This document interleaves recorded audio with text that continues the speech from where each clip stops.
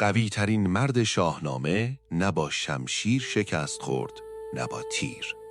او سالها پیش شکست خورد، وقتی نتوانست به پدرش فقط یک کلمه بگوید: نه.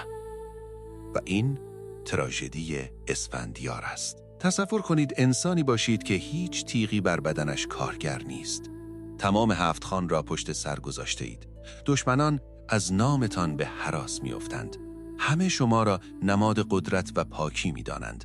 اما همین قهرمان شکست ناپذیر در برابر چند جمله از زبان پدرش از کودکی هراسیده ناتوان تر است. چگونه ممکن است؟ ما معمولاً اسفندیار را قهرمانی مقدس، شاهزاده‌ای آرمانی و پهلوانی بی‌نقص می‌شناسیم. اما اگر شاهنامه را از دریچه روانشناسی کارل یونگ بخوانیم، شاید با حقیقتی تکان دهنده روبرو شویم. شاید بزرگترین زندان اسفندیار نه زنجیر بود، نه دشمن و نه سرنوشت، بلکه ذهن خودش بود. رویینتنی همیشه موهبت نیست، گاهی زندان است. و شاید نبرد اسفندیار با رستم اصلاً نبرد 2 پهلوان نباشد، بلکه تراژدی انسانی باشد که تمام عمر برای به دست آوردن تایید پدرش جنگید و در این راه آرام آرام خودش را از دست داد. یونگ از چهره‌ای تاریک در کهن‌الگوی پادشاه سخن می‌گوید. پادشاه خودکامه. او الزاماً انسانی شرور نیست. او پادشاهی است که از واگذار کردن قدرت می‌ترسد، از پیر شدن می‌ترسد، از اینکه روزی دیگر کسی به او نیاز نداشته باشد. ترس آرام آرام او را به زندانبان فرزند خودش تبدیل می‌کند. اگر با این نگاه به شاهنامه نگرش کنیم، گشتاسپ تنها یک شخصیت تاریخی نیست. او تصویری از همان پدر سایه است. پدری که هر بار وعده تاج می‌دهد، اما پیش از رسیدن تاج مأموریتی تازه آغاز می‌شود. 7 خان، نبرد، اسارت و باز هم آزمانی دیگر.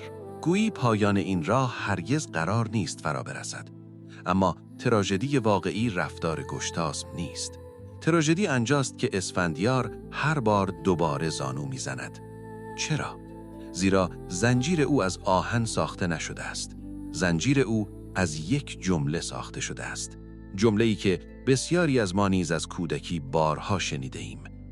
اگر مطابق انتظار دیگران زندگی نکنی، ارزشمند نیستی. از نگاه روانشناسی یونگ، گشتاسپ میتواند نماد هر نیرویی باشد که انسان را از مسیر اصیل خیش دور میکند.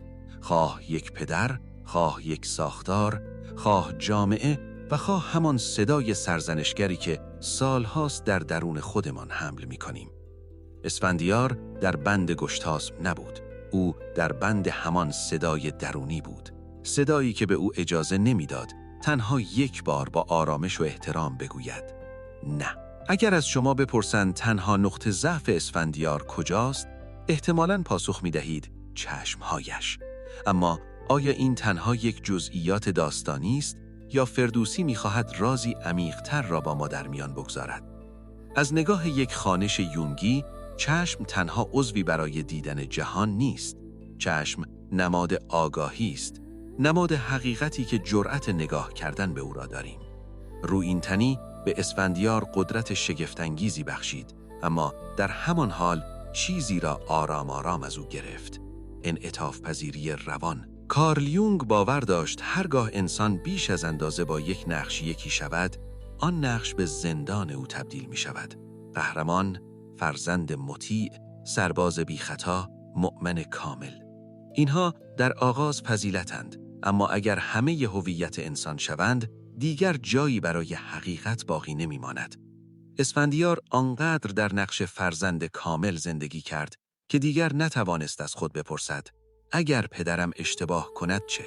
و شاید درست از همین جا بود که چشمهایش پیش از آن که تیر بخورند، بینایی خود را از دست داده بودند. گاهی سرنوشت از همان دری وارد می شود که سالها از دیدنش گریخته ایم. شاید به همین دلیل است که فردوسی آسیب وازیرترین نقطه این قهرمان را نه قلب قرار می دهد، نه مغز، بلکه چشم. گویی می خواهد بگوید: آن حقیقتی که نبینی روزی سرنوشتت خواهد شد. چه بسا انسانهایی که تمام عمر نخواستند حقیقت ساده ای را ببینند. اینکه رؤیاهایشان رؤیای خودشان نبودند. اینکه مسیرشان را دیگران برایشان انتخاب کرده بودند. اینکه سالها برای به دست آوردن محبت یا تایید از صدای قلب خود فاصله گرفته بودند.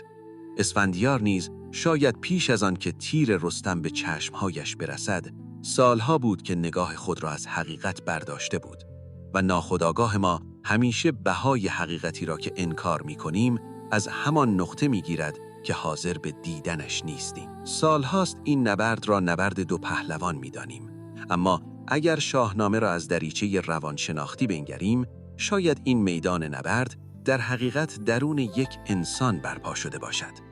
رستم تنها یک جنگجو نیست، او آزاد است. او زیر بار هیچ قدرتی که حقیقت را زیر پا بگذارد نمی رود. تاج را می شناسد، اما بنده تاج نیست. فرمان را می شنود، اما وجدان خیش را بالاتر از هر فرمانی می نشاند. از نگاه یونگ، رستم می تواند نمادی از خیشتن باشد. آن مرکز عمیق روان که انسان را به سوی حقیقت وجودش فرا می خواند. و شاید به همین دلیل است که رستم پیش از آغاز نبرد بارها تلاش می کند از جنگ بگریزد. او با خشم سخن نمی گوید، با نفرت نمی جنگد. بارها از اسفندیار می خواهد که زنجیر را کنار بگذارد، که راه دیگری را انتخاب کند، که به جای خون گفتگو را برگزیند. اما پاسخ اسفندیار پاسخی است که هنوز نیز در گوش بسیاری از ما آشناست. اگر فرمان را نادیده بگیرم، گناهکار خواهم بود. در این لحظه تراژدی به اوج می رسد، زیرا دیگر مسئله رستم و اسفندیار نیست. مسئله انسانی است که قطب نمای لشته زندگیش را به دست دیگری سپرده است.